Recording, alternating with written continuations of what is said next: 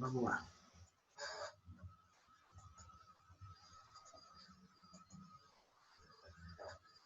Bom,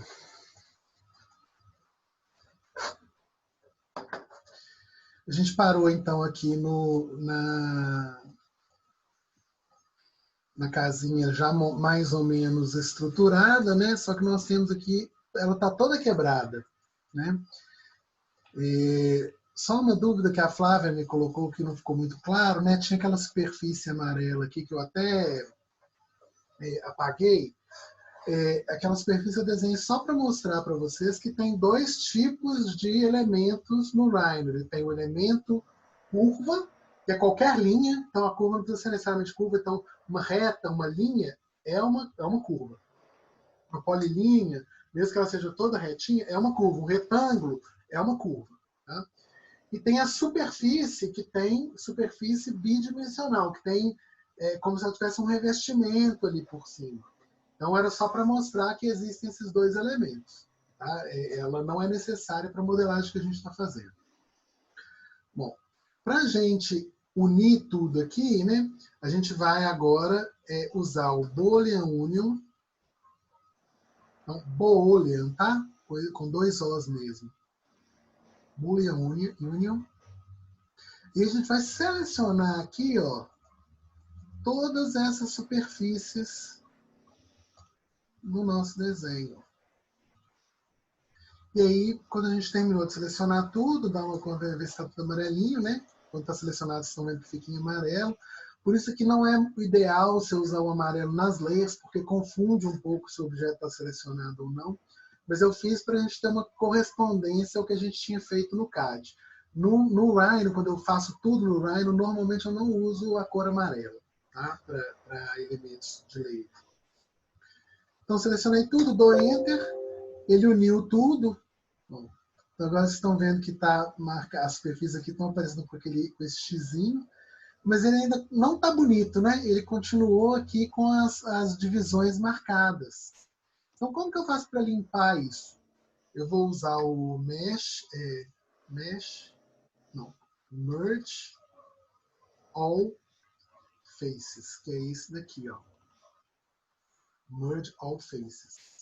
E aí vou selecionar esse objeto, só clicar nele e dar Enter, e ele limpou todo o meu objeto. Agora está bonitinho. Só uma linha aqui. Essas daqui são as linhas de construção, ó, que sobraram no nosso desenho. Está aqui tudo bonitinho. Beleza? Ficou faltando aqui a superfície do piso, né? Vamos criar uma layer para isso? Uma sublayer, na verdade, né? Aqui é o new sublayer. Só que tem que estar com o 3D selecionado. New sublayer. Piso.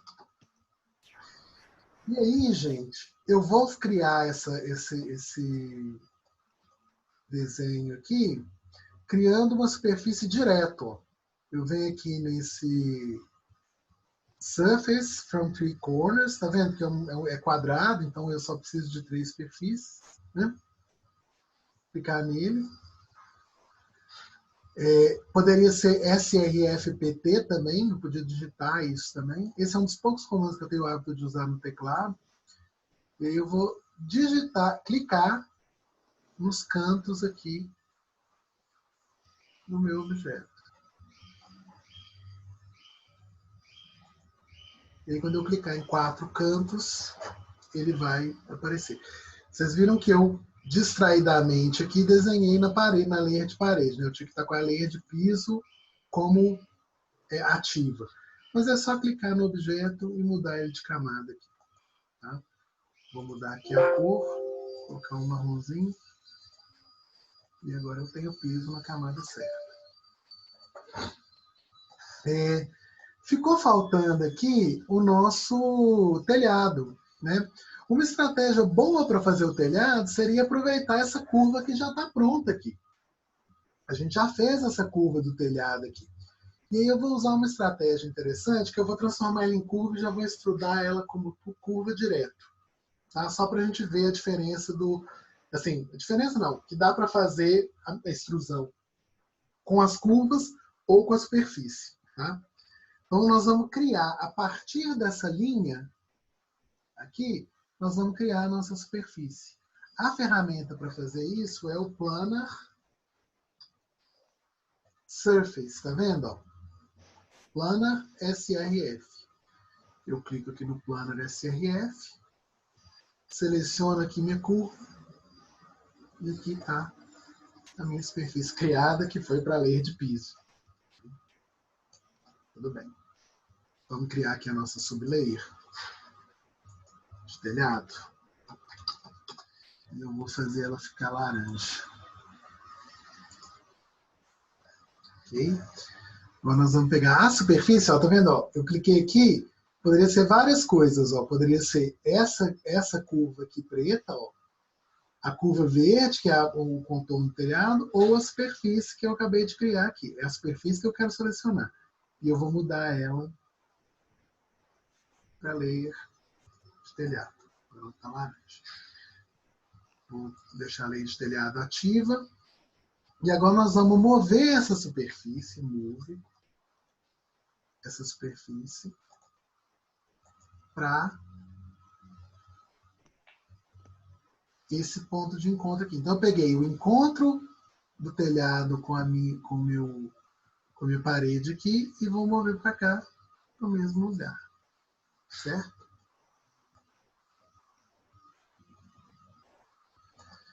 Bom, eu vou fazer de um jeito um pouco mais complicadinho, só para ensinar uma ferramenta a mais para vocês. Tá? Então eu vou dar o Extrude, só que ao invés de Extrude Curve, eu vou usar o Extrude Surface. Então eu vou mudar aqui só o finalzinho que muda. Ó. Extrude Surface. A superfície que eu quero extrudar é o meu telhado. Vou dar Enter. E agora eu vou selecionar aqui, ó. Ele vai até o final do meu beiral. Ó. Belezinha. Só que tem beiral pro lado de cá também. Né? Então ficou faltando um pedaço do meu telhado. Ele não está completo. Aí nós vamos usar uma estratégia que é a seguinte. Eu vou congelar aqui a layer de parede. Vou congelar a minha layer de corte aqui. De elevação, na verdade, posso congelar tudo. E vou deixar só o meu telhado aqui aparente. Posso até aproveitar, ó, clicar 2 vezes e voltar para o meu desenho aqui de elevação. Então, o que tem que acontecer?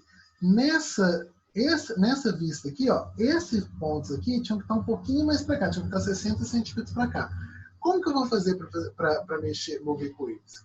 Eu vou selecionar o meu telhado e ligar os pontos, lembra? Points on.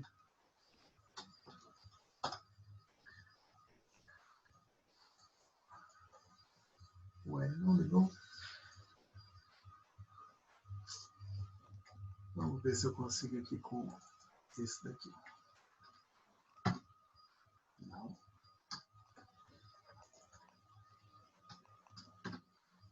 Não. Vamos fazer o seguinte. Vai complicar mais um pouquinho. Eu vou explodir. Explode. Agora as superfícies estão todas podendo ser selecionadas individualmente. Vou selecionar todas essas superfícies aqui. É mais fácil na vista lateral aqui, tá vendo? E agora eu vou ligar o point som.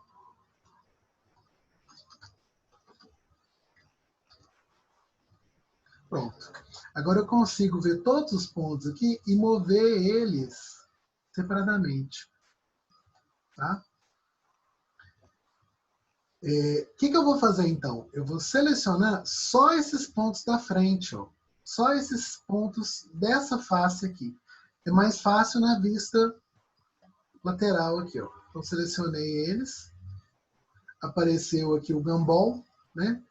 E agora eu vou movimentar esses pontos, ó, no eixo vermelho aqui, ó, 60 centímetros. Ou então eu posso dar também um move neles, move, e vou mover eles, por exemplo, do ponto aqui até aqui. Olha lá aqui embaixo, ó, o que está acontecendo na hora que eu faço isso. Ó. Tá vendo? Ó? Então ele já fez aqui o realinhamento. Então, eu deformei esse objeto, estiquei ele aqui 60 centímetros. Pronto. Voltou aqui. Agora, se eu ligar a minha parede, eu vou ver. Ixi, estou com coisa errada.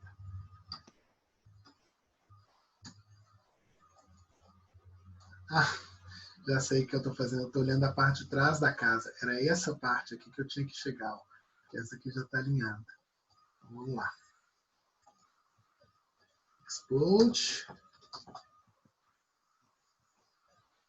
Selecionar aqui Points On. Pegar esse daqui. E agora eu vou fazer daquele jeito que eu fiz do Gumball. Ó. Vou clicar aqui 2 vezes.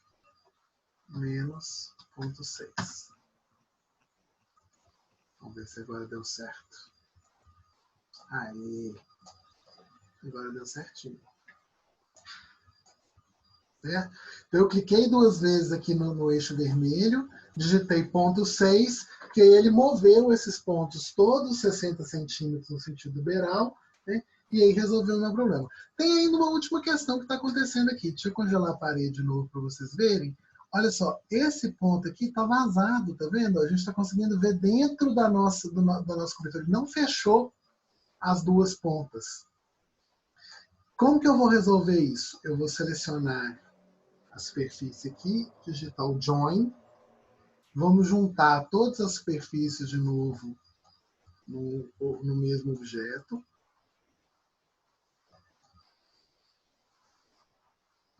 Então, o Join, que serve para a linha que a gente usou para unir linhas, ele pode também ser usado para unir superfícies. E agora tem um comando que fecha as pontas desse negócio, que é o CAP. C-A-P. E aí, agora, ó, ele criou essa superfície aqui, ó, que antes não existia. Ó. Tá vendo? Essa superfície agora está fechada. Quando a gente vem aqui no Properties, ele é uma Closed Polysurface, quer dizer, ela é uma superfície fechada, né, um volume fechado que não tem vazamento. Quando a gente vai fazer a impressão 3D, gente, do Rhino, isso é muito importante, porque a impressora só vai ler coisas que são fechadas, volumes que são fechados. Tá? Bom, tá faltando aqui agora a gente desenhar a nossa porta e a nossa janela. Né? Eu vou ligar de novo as nossas elevações aqui.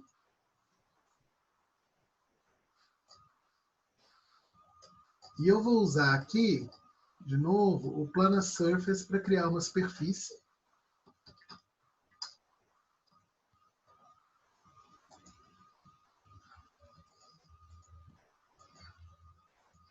Opa.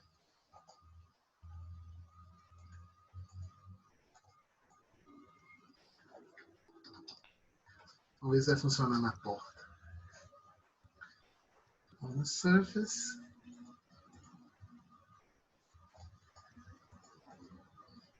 Não funcionou. Ele vai, na janela ele vai funcionar.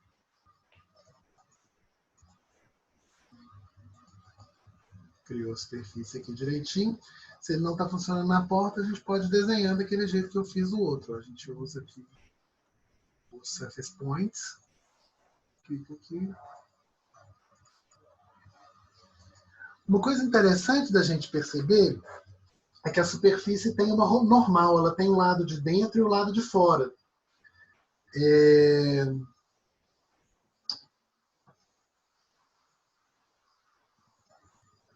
Tá vendo? Essa superfície aqui, por exemplo, está apontando para o lado de lá. E tem jeito da gente inverter isso. Depois eu vou olhar direitinho como é que faz. Bom, vamos fazer então um extrude dessa superfície e colocar elas nas layers certas e mover elas para o pontinho delas aqui no nosso modelo. Né? Então, vou criar uma sublayer aqui de vidro. Vou criar uma outra. Opa, não aqui. Criar uma outra sublayer aqui de porta.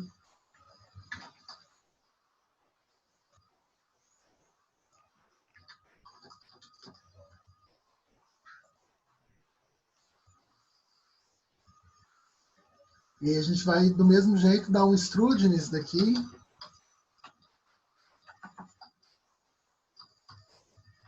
E aí, para a gente não ter aquele problema, nós vamos ligar aqui o Solid, tá vendo? Ó, o Solid estava desligado, por isso que ele não fechou as bordas. Ó.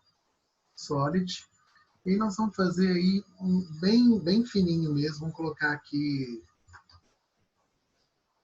0.03, certo? Aqui é a mesma coisa. Fazer um ponto maior, um pouco maior. E agora a gente vai mover.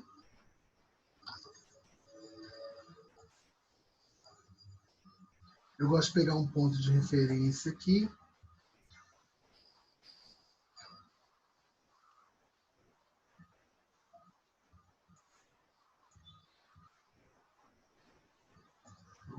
Tá certo. Pronto. É engraçado, ela ficou um pouco menor do que a outra.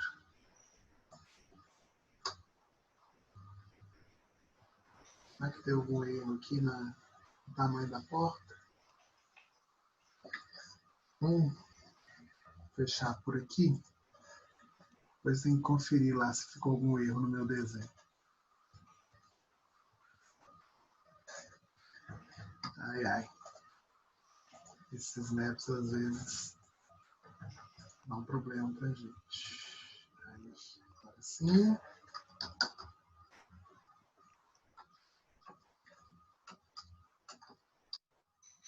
Extrude Surface. 0.05. E agora eu vou mover ela aqui, ó, para dentro 5 centímetros. Só para ela ficar deslocada aqui, ter uma certa profundidade na porta. Esse daqui eu vou fazer um move. E aqui eu vou usar o meio dele e prender ele aqui no meio da janela. Para já ficar ajeitadinho. Vou mudar você para layer vidro.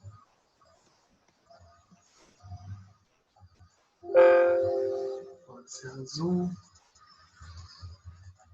E vou mudar você para layer porta. Que pode ser um marrom talvez um pouco mais escuro.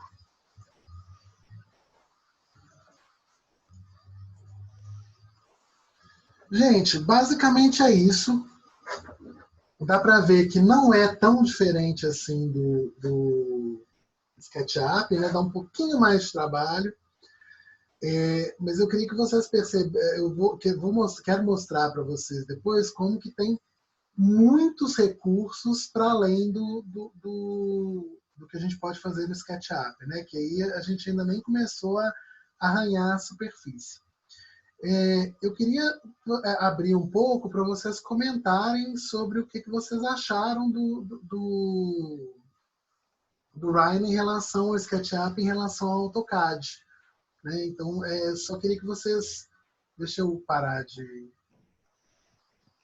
compartilhar aqui. Eu só queria que vocês se inscrevessem para falar.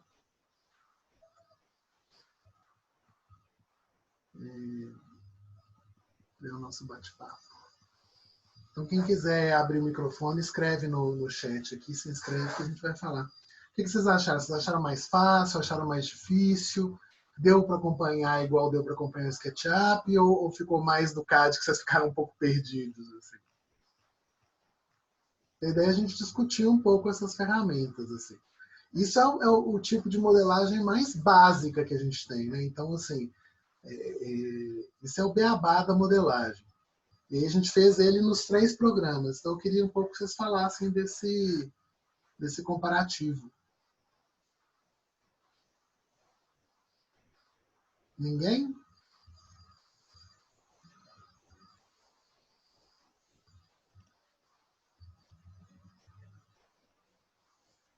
Flávia, você quer falar alguma coisa? Não, Rafael, acho que eu apertei aqui sem querer.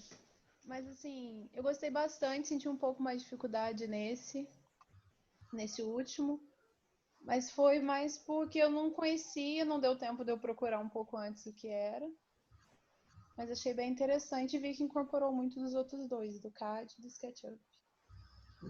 É meio um processo, né? Assim, a gente normalmente aprende primeiro CAD, depois SketchUp, e aí depois a gente vai indo para o... Assim, o Rhino é um pouco mais complexo que os outros dois, porque ele é uma fusão, né? Mas ele é uma ferramenta mais complexa, assim. Vocês vão ver que tem um pouco mais de recurso também. Alguém mais quer falar?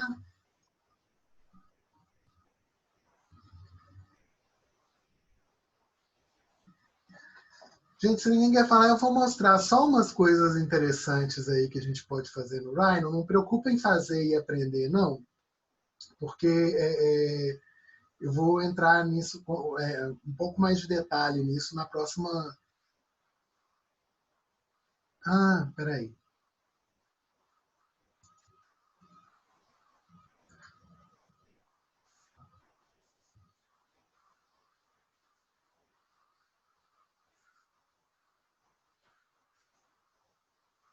Vai, Fox, a princípio você está liberada.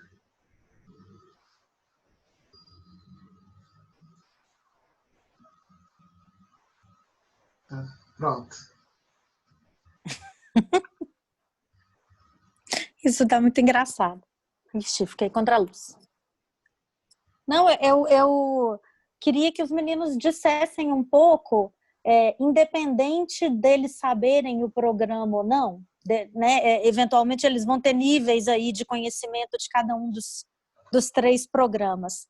Se mesmo assistindo, né, o tutorial, se para eles fica mais ou menos a mesma dificuldade, assim, tipo, tem mais ou menos a mesma lógica de desenho, ou se eles sentem que algum deles tem alguma facilidade para este tipo de exercício.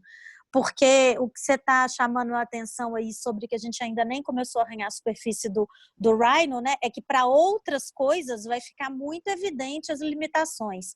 Isso é uma primeira exploração, né, de uma primeira camada, que é tipo um desenho de planta e um desenho de um volume muito básico ortogonal, né? Aí a gente pode repetir essa pergunta para eles depois, quando os objetos forem outros, né? Mas eu queria que eles tentassem abstrair um pouco da ideia do quanto eles sabem ou não do programa para ver se para eles Analisar teve a uma ferramenta em si, né? diferença ou não. Tipo, tô assistindo. Isso daí me pareceu mais fácil, ou pareceu que tem mais comando ou menos comando, que é um negócio mais manual. O outro algum deles tem uma lógica mais de objeto do que de linha e plano. Isso que eu queria ver se eles falavam isso. Pode, Maria Elisa. Abre o microfone.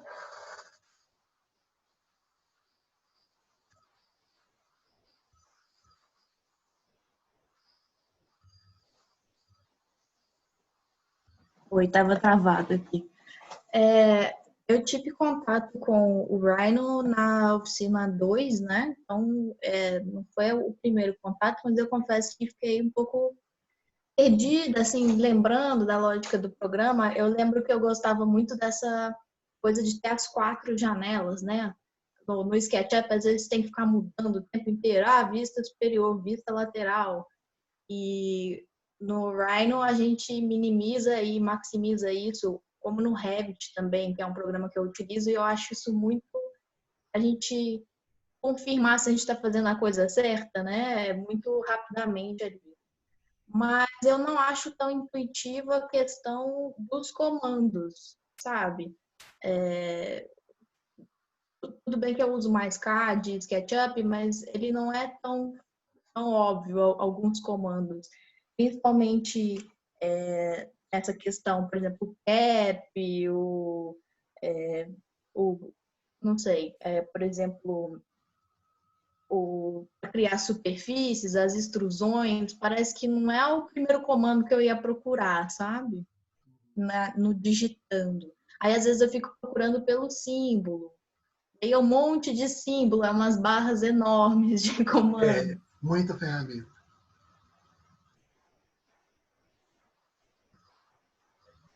Mas realmente ele tem essa questão, né? Porque se você quiser aprender pela barra de ferramentas, aí é muito difícil você localizar os comandos, assim, você explicar onde os comandos estão, né, no Rhino. Em relação ao SketchUp, que ele tem um conjunto de ferramentas básico, né? É claro que ele tem muito mais ferramentas aí, com plugins, etc, etc, mas o conjunto de ferramentas básico dele é muito restrito, né? Com poucas ferramentas você consegue fazer muita coisa nele. Então, realmente, eu acho que tem uma diferença aí entre a intuitividade do CAD, do SketchUp e a intuitividade, por exemplo, do Rhino.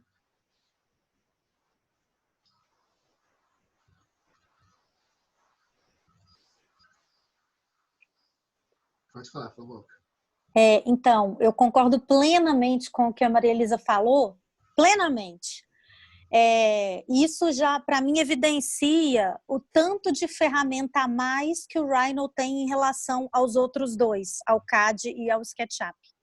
Porque eles já têm, inclusive, comandos parecidos, até por saber que é vamos dizer assim, uma espécie de prolongamento, né? O SketchUp é uma espécie de prolongamento do uso que a gente faz na arquitetura. Você falou isso lá na primeira aula, né? O CAD, ele não surge para arquitetura.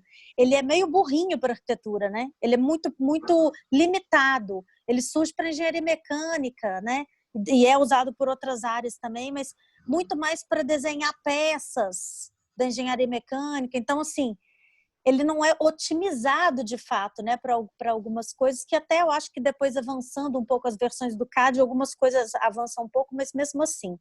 E o SketchUp, eu acho que ele tenta fazer um avanço em relação a isso, assim, ele tenta ficar mais proativo para uma coisa mais arquitetônica, mas ao mesmo tempo ele tenta ainda ter uma familiaridade de comando.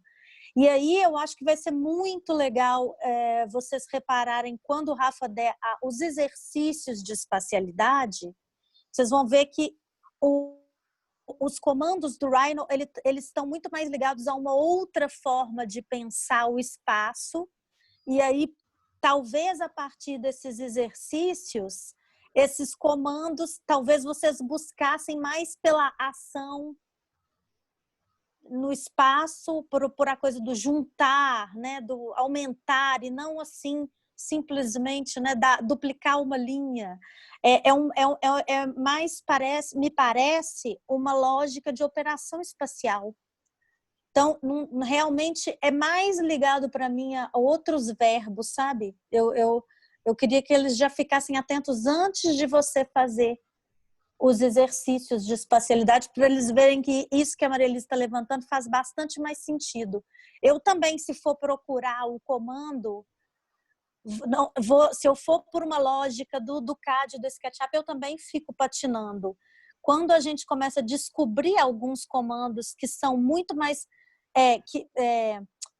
demandam muito menos passos de atuação do que o CAD e o SketchUp. É isso que, quando a gente vai adentrando o Rhino, a gente vai perceber, né?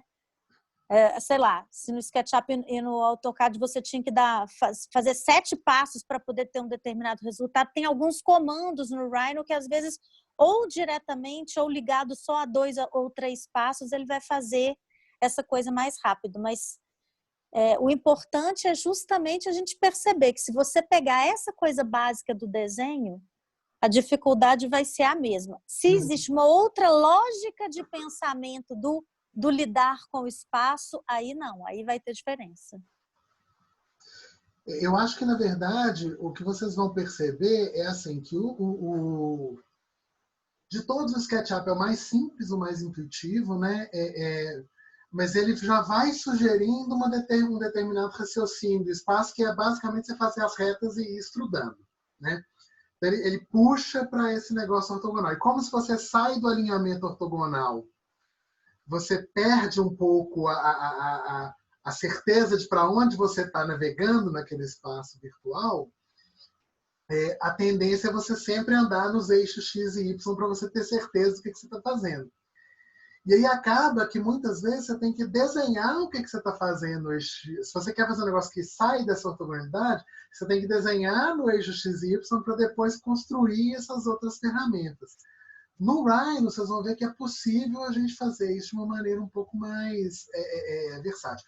E a questão da curva é assim, a diferença da curva é impressionante. A gente está meio acabando o tempo, eu acho que eu vou mostrar para vocês rapidinho um esquema de curva, só para dar um saborzinho do que a gente vai fazer na sexta-feira.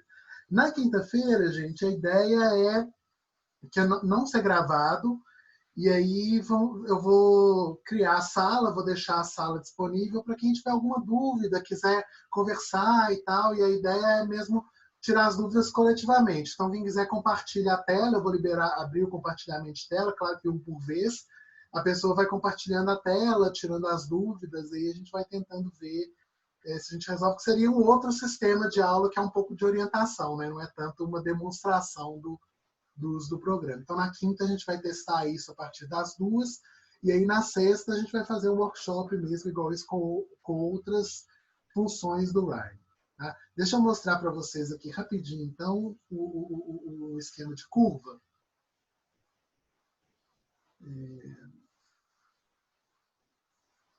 Tem uma gatinha aqui subindo, né? Subindo na mesa. Por exemplo, eu posso pegar aqui num corte e desenhar uma curva bem maluca. E aí você já vê que essa curva que eu estou desenhando, deixa eu colocar ela numa outra lei, que essa lei está bem difícil de enxergar. Então eu desenhei uma curva bem malucona, assim, vocês já viram que essa curva é bem diferente daquela curva que eu desenhei no CAD da outra vez. Até a própria manipulação da curva, né? Se eu ligar aqui os pontos, ó, eu posso mover essa curva. Olha só como é que a deformação da curva é muito mais orgânica do que aquela deformação da curva que eu fazia lá no CAD. Ó. Então, eu posso, e aí, usando o Gumball, eu posso fazer essa orientação no XYZ sem perder a organicidade. Não fica duro igual no SketchUp fica. E agora eu vou fazer uma segunda curva aqui. Eu estou fazendo isso tudo no plano de elevação, tá vendo? Ó? Como se eu estivesse aqui na frente da casa. Vou fazer uma outra curva aqui. E ela está sendo desenhada no mesmo plano. Olha ela sendo desenhada aqui na vista de topo, na perspectiva, todo ao mesmo tempo. Ó. Desenhei aqui.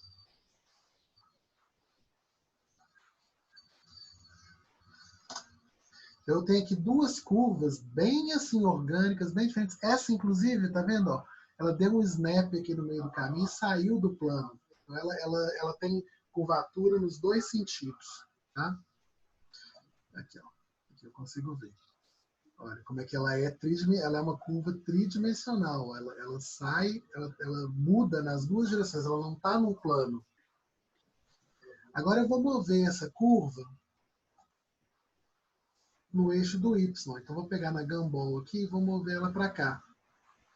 Vocês conseguem perceber ali na vista de topo ela movendo. Ó.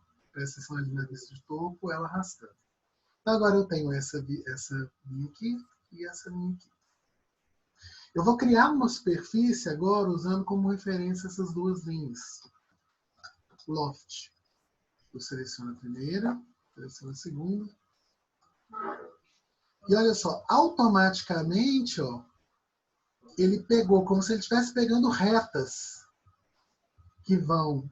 É como se ele estivesse dividindo essa superfície em partes iguais, e aí foi conectando retas. Uma em relação à outra, e com isso ele criou uma superfície, gente, que é absolutamente livre, orgânica. Para você conseguir fazer isso no CAD e no SketchUp, gente, você tem muita dificuldade. Né? É como se eu pegasse uma folha de papel e eu tivesse ondulando essa forma. Então, é um exercício quase escultórico. E do mesmo jeito que eu conseguia lá, né, controlar os pontos da curva, né, eu posso também, ó, ligar os pontos de controle da superfície e modelar essa minha superfície. Ó, à medida que eu vou modelando os pontos de controle, ó, Essa superfície vai se deformando. E eu posso deformar ela em todas as direções. Ó. Olha a diferença. Então, esse tipo de estratégia, quase como se eu tivesse uma argila, um elástico, e eu pudesse ir brincando com essa forma, né, é muito mais difícil de fazer no SketchUp e no AutoCAD.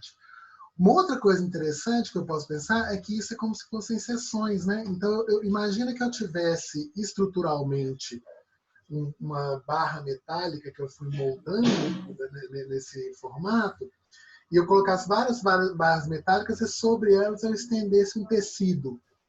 O comportamento dessa forma é muito mais próximo desse tipo de materialidade, que é uma materialidade, né, que o pessoal que já fez A1, porque tem aí alguns novatos que ainda estão na A1, já experimentou nas estruturinhas, quando você está manipulando materiais físicos. Com a diferença que aqui não tem gravidade, não tem resistência do material, a forma faz aquilo que você quiser. Então, na próxima aula, nós vamos brincar um pouco com essas ferramentas de escultura e de forma, e um pouco de como a gente faz para transpor isso para a realidade de alguma forma, né? Como é que a gente faz para transformar isso em objetos reais. Tá? Então, o próximo exercício da sexta-feira vão ser alguns exercícios com essas formas orgânicas, deformação de forma, usar esses pontos de controle aqui para a gente brincar um pouco com isso e transformar entendimentos de linha, né, essas sequências de planos, por exemplo, em formas tridimensionais mais complexas. Então, como a Flávia estava falando, para fazer isso aqui, né, realmente o grau de dificuldade do Rhino é superior ao do SketchUp, né? Você tem que conhecer os comandos e tal. Eu fiz para vocês uma folhinha de referência, tipo aquela do CAD, não está formatadinha bonitinha, mas eu estou fazendo ela bonitinha no InDesign, tá? Então, por enquanto, eu mandei um PDF feioso que eu fiz no Word mesmo, com alguns comandos básicos e o que eles fazem, mas eu vou fazer uma folha de referência bonitinha, igual que eu fiz no CAD para vocês lá no InDesign. Então, no final das contas, a ideia é que vocês tenham tipo um livrinho dos programas que vocês possam consultar quando vocês estiverem trabalhando no programa. A minha sugestão para vocês é, de novo, repetir o exercício, né? Fazer ele do zero para desenhar. Eu vou ver se eu faço depois, mas não vai ser essa semana, um tutorial sobre a questão das cotas e da impressão no Rhino. Ele tem ferramentas para isso também, mas eu acho que não vale a pena a gente ficar se debruçando nisso hoje, não. E aí talvez valha a pena ter um videozinho separado só explicando como é que isso funciona. E aí na sexta-feira a gente continua um pouco essa exploração com uma coisa um pouco mais divertida do que essa casinha padrão aí. Tá bom? Obrigado pela presença, gente. Como todas as vezes, eu queria que vocês escrevessem o nome lá no chat, não nesse, no chat lá do canal, para eu ir registrando a presença de vocês, para depois poder, quando a gente terminar, fazer um certificado. Tá bom? Obrigado e eu vejo vocês na sexta.